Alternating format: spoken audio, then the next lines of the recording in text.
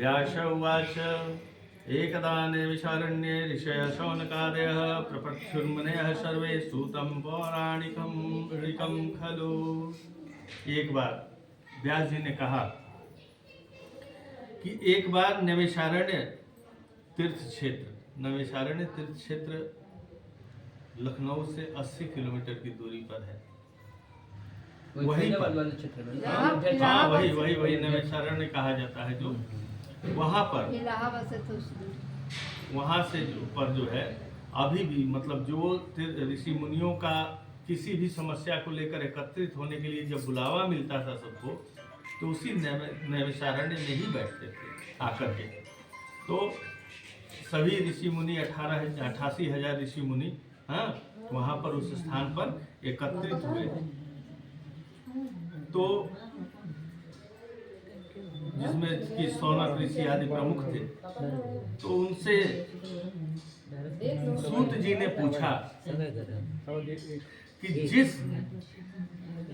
व्रत या तप से अपना अभीष्ट फल प्राप्त हो, जिस व्रत या तपस्या से अभीष्ट फल प्राप्त हो, उसे सुनने की इच्छा है। हे महर्षि, आप हमें समझाइए। तब सूत जी ने कहा कि हे मुनिवर, जो प्रश्न आप कह रहे हैं, इसी प्रकार एक समय नारद जी ने भी लक्ष्मीपति भगवान नारायण से पूछा था कि जिस प्रकार, और भगवान नारायण ने जो नारद जी से कहा था वही बात मैं आपको बताता हूँ। अर्थात कड़ी कहाँ से कहाँ जुड़ी? शौनक ऋषि से सूत जी ने पूछा। तो सूत जी को शौनक ऋषि बता रहे हैं कि एक बार यही प्रश्न जो आपने आज मुझसे पूछा है, यही जो है नारद जी ने भगवान नारायण से पूछा था। और भगवान नारायण ने जो उत्तर दिया, जो इसका फल बताया था, वो मैं आपको बता रहा हूँ। उसे मन लगाकर सुनिए। आप लोग भी मन लगाकर सुने भाई। एक समय योगी नारद दूसरों पर कृपा करने की कामना से अनेक लोकों में विचरते हुए मर्त्यलोक में आए। यहाँ आकर अनेक योनियों में उत्पन्न लोगों के नाना प्रकार के कष्ट में घिरा हुआ देखकर अत्यंत दुखी हो गए कि अरे बाप रे, यहाँ तो सब जो आए हैं सब दुखी हैं, कोई सुखी नहीं है। कोई कहीं से दुखी है, कहीं किसी के पास धन है तो उसके पास भोजन नहीं कर सकता, वो पूरा धन भरा हुआ है। किसी के पास अन्न भरा हुआ है तो उसके पास वंश नहीं है। किसी के पास वंश है, अन्न है, किसी के पास वंश है तो उसके पास भोजन की व्यवस्था नहीं है। सब जो है कहीं ना कहीं से कोई ना कोई असंतुष्ट ही है। तो उन्होंने जब देखा तो उनके दिमाग में आया कि इन प्राणियों का जो इतने दुखी हुए घूम रहे हैं, इनके दुखों का नाश कैसे हो, यह विचार करके वो विष्णुलोक को गए। विष्णुलोक को गए। वहां पर श्वेत वर्ण चतुर्भुज शंख चक्र गदा पद्म तथा वनमाला से अलंकृत भगवान श्रीहरि को देखकर उनकी स्तुति करते हुए कहे कि वाणी और मन से अगोचर रूप, अमित शक्ति वाले, मध्य तथा अंत रहित, रजो गुण आदि से रहित, गुणों को उत्पन्न करने वाले, अखिल सृष्टि के आदिभूत तथा भक्तों का दुख विनाश करने वाले, आपको मेरा नमस्कार है। भगवान विष्णु जी ने जब अपनी स्तुति सुना तो नारद जी से कहा कि हे नारद, आप क्यों आए हैं और आपके मन में क्या है? नारद जी, आप अपना मनोरथ कहिए, मैं उन सबका उत्तर दूंगा। ऐसे तो आप आएंगे नहीं, जरूर कोई ना कोई बात होगी तभी आप आए हैं। तो जो बात है वो बताइए, भगवान क्यों स्तुति सुना रहे हैं? तब जब कहा, नारद जी ने कहा कि प्रभु, मृत्युलोक में संपूर्ण प्राणी जो है, जो अनेक योनियों में उत्पन्न है, अनेक पाप कर्मों से दुखी रहते हैं, दुखी हो रहे हैं, इनके दुखों का, इनके पापों का क्षय किस प्रकार हो, उन पर कैसे कृपा हो, मेरे ऊपर कृपा करके इसका उत्तर बतलाइए। तब भगवान ने कहा कि हे नारद, आपने संसार पर कृपा करने की कामना से उत्तम बात पूछी है। जिस उपाय से प्राणी मोह से मुक्त हो जाते हैं वह सुने मैं कहता हूं। अर्थात सारे दुखों का कारण मोह है ना?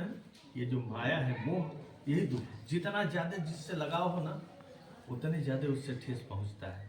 ये एकदम सत्य बात है कि बहुत ज्यादा हम जिससे प्रीत रखें, अगर वो उलट के हमको बोल दे या वो हमारा अपमान कर दे, एक बार शत्रु हमारा अपमान करता है तो हमारे ऊपर असर नहीं पड़ता, लेकिन जो हमारा सगा जिसको हम मानते हैं वो हमारा अपमान करे, वो हमको बहुत खलता है। तो ये मोह जो है दुख का प्रमुख कारण होता है।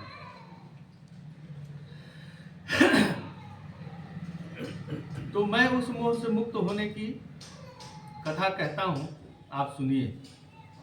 प्रभुत पुण्य को देने वाले स्वर्ग तथा मर्त्य लोक में परम दुर्लभ व्रत हैं। मैं आपके स्नेह से उस व्रत को प्रकट करता हूँ। सत्यनारायण व्रत विधि पूर्वक करने से प्राणी इस लोक में सुख भोग कर मोक्ष प्राप्त कर लेता है। हाँ, सत्यनारायण के विधि पूर्वक व्रत करने से प्राणी इस लोक में सुख भोग कर मोक्ष प्राप्त कर लेता है। मोक्ष की कामना से भी इस व्रत को किया जा सकता है। भगवान के ऐसे वचन सुनकर नारद मुनि ने कहा कि हे प्रभु, ठीक है, लेकिन वो इसका विधान भी बता दीजिए कि करते कैसे हैं। सत्यनारायण व्रत तो है, लेकिन किया कैसे जाता है। तो भगवान ने कहा, आप इसके अलावा इसको कभी किसी ने किया भी है, उसको कैसा फल प्राप्त हुआ है, ये सारी जानकारियां मुझे चाहिए, बताइए। इस व्रत को कब करना चाहिए, इन सब की पूरी विधि विस्तार से हमें समझाएं। तब भगवान ने कहा कि यह दुख और क्लेश को शांत करने वाला, धन और धान्य को बढ़ाने वाला, सौभाग्य और संतति तथा सर्वत्र विजय देने वाला है, तथा जिस किसी दिन मनुष्य के मन में श्रद्धा भक्ति हो, उस दिन संध्या समय सत्यनारायण की पूजा करें। ध्यान दीजिए, ये बात कोट करने वाली है। सत्यनारायण का कथा कहवाने के लिए दिन नहीं देखना है। जब ही मन में आ गया उसी दिन कल, इसके लिए कोई भला बुरा दिन नहीं होता। चाहे जब कर सकते हैं नारायण की पूजा, इतने सरल है, कुछ नहीं। विप्र और बंधु बांधव सहित धर्म में तत्पर है, सवाया नैवेद्य भक्ति से अर्पण करें। हाँ, 1.25 किलो नैवेद्य का मात्रा होता है कि सवा में हो, सवाया मतलब कि 1.25 किलो हो। हाँ। केला, फल, घी, दूध, गेहूं का चूर्ण ले। गेहूं के चूर्ण अगर नहीं हो तो 60 का चावल ले लें, शक्कर ले लें, गुड़ ले लें। संपूर्ण प्रसाद भक्ति भाव से एकत्र कर तो भगवान को भोग लगा दें। जन समुदाय सहित कथा श्रवण कर भगवान ब्राह्मण को दक्षिणा दें। तदनंतर बंधु बांधव सहित ब्राह्मण को भोजन करावें।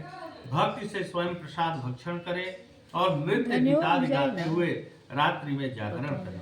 तदनंतर भगवान सत्यनारायण का ध्यान करता हुआ अपने घर जाएं।